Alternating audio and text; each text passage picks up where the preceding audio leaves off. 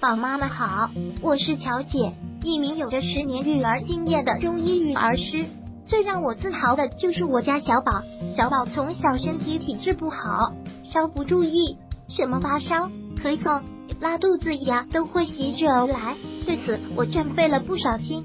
好在我是学习中医的，知道如果调理宝宝的体质，经过2年时间，我小宝现在基本很少生病，体质也要比同龄孩子强1倍。就拿最近的事情来说，身边很多小孩因寒流的影响，都出现了咳嗽、流鼻涕等症状，但我家小宝却丝毫都没有受到影响，那得多亏我平常的悉心照料以及护理。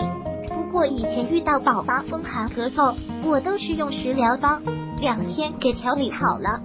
今天乔姐将这个方子一同分享出来哦，方法非常简单，家长可试试。冰糖金桔做法： 1. 金桔洗净，备用。 2.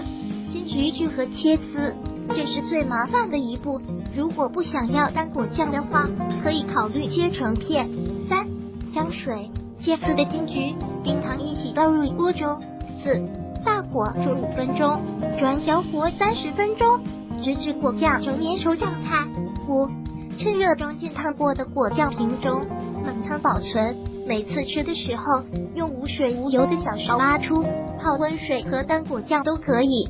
如果喜欢本视频，请分享并订阅本频道。